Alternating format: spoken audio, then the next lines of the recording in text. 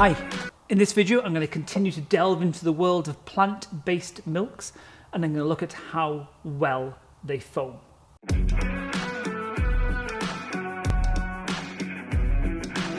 This was a tough test. I was really surprised how hard it was to kind of judge and assess this. I broke it into two parts, did two main tests. I did one test where I tried to generate as much foam as I could. I was looking to kind of push into their limits. A good, tight, glossy cappuccino foam, but I wanted an abundance of foam. Then I also tested them as what I would call kind of a flat white stroke latte foam. A thinner foam, a little bit less of it, something I could try and do a little bit of latte art with. So the one thing I want to point out is that I'm not the best at pouring latte art. I don't make that many milky coffees, maybe one or two a week at best. So therefore the kind of practice, that routine tends to slip away. The results here were really, really close. There wasn't a lot between all of these milks.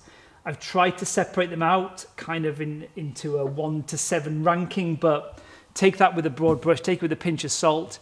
In part, it could be me, it could be how I was feeling about them. Other people might have a different feeling. There was not a lot to distinguish between the 7 milks on the table. Unlike all my other tests, I didn't actually taste these milks this time round. This is purely a usability test. It's how well they foamed, how well they poured, and just generally how I felt about using them. I was as fair as possible for all of these milks. If I didn't quite get the foaming right the first time, I had 2 or 3 goes until I was really happy with the milk I produced, or I felt it was the best I could produce with that particular milk. It might not come as a surprise to many of you that I put the soya milk in last place. Now, I'll be honest, the actual foaming test, how well it foamed to produce that really nice, smooth, glossy kind of cappuccino style foam, it was excellent. It was really, really nice to use. So why am I putting it in 7th place? Simply because when it came to pouring, it curdled every time for me. And, you know, for however good it was at producing the foam itself, however tight and however shiny that foam was, it just ranked way down when it came to actually trying to create some latte art and creating a nice looking drink. So I'm afraid soya milk for me, number 7. This really surprised me at number 6. I put Oatly at number 6. It surprised me because I've used Oatly before and I've quite enjoyed using it, but today there's just a couple of little things that knocked it down a few places.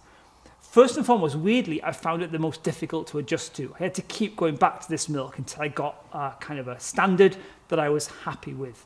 It produced a nice, tight, glossy foam, absolutely. There were quite a few visible bubbles in that foam, but it looked pretty good. It did fizz a lot. As I span the jug by my ear, it seemed to be fizzing away, suggesting the bubbles were breaking very, very quickly. It produced a really nice foam at the flat white stage, but it produced quite a watery foam. I found it very difficult to pour with, if I'm honest.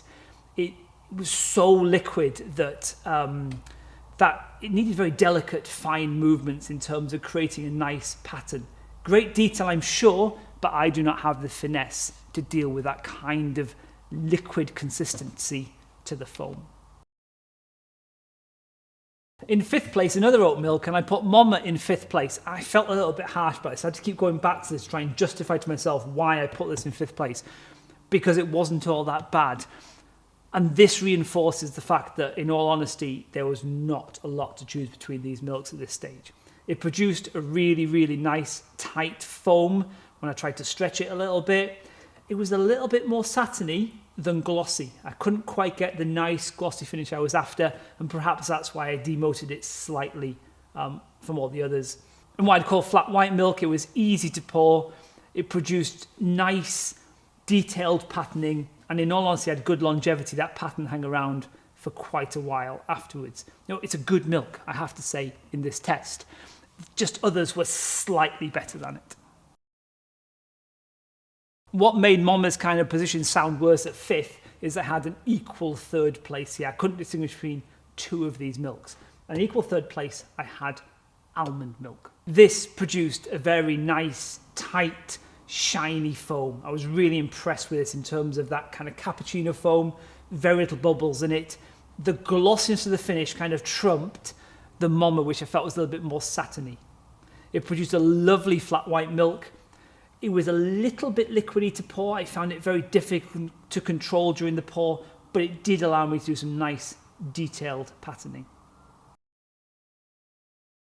Equal third, and it's really interesting. Again, I had to look back and work out why I put this in equal third. It's an interesting result. I felt that the more I tried to stretch it, the more I tried to aerate it, the more foam I tried to get out of it, the worse it performed. It did produce a nice shiny foam for me, and there were bubbles visible, but they were quite minor. It was a little bit fizzy in the jug. I was kind of surprised by that. It did really excel for me at the flat white stage. It produced a nice shiny milk and foam, and it was much easier to pour than, say, the Oatly and the almond. There was a thicker consistency to it.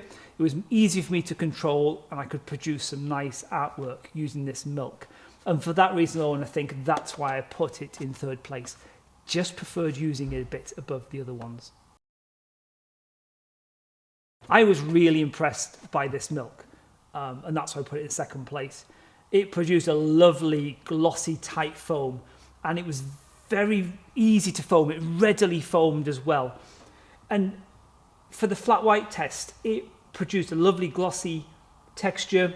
I felt like it had a colour and consistency very similar to, say, full-fat milk. It felt like I was using full-fat milk, and therefore the pouring I felt was a little bit easier to control, and the finish looked really good as well.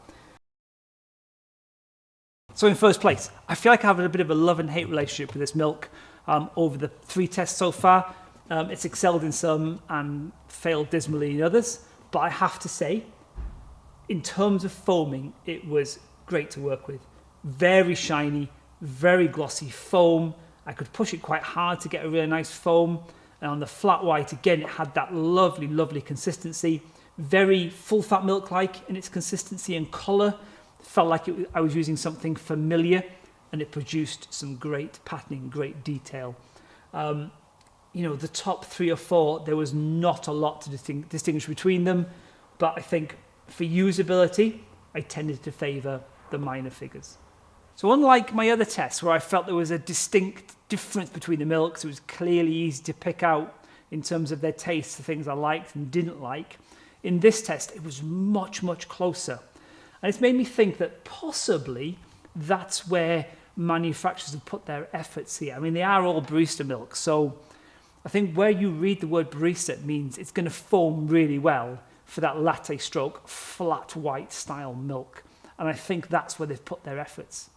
Every single one of these milks, bar the Soya, foamed and poured really nicely at the kind of latte stroke, flat white milk stage. They kind of spread out a little bit when we got to the thicker cappuccino milk, but there wasn't a huge amount in it, to be honest. It's going to be really interesting because my next test, I'm actually going to take these milks, we're going to make a flat white out of all of them, and we're going to taste them blind to see whether we have a difference now. They might have foamed great, but ultimately, how is it going to taste in the cup? If you have any more thoughts, comments, or questions, I'd love to hear from you. They're really appreciated. Thanks for your likes, thanks for your subscribes, and thanks for watching.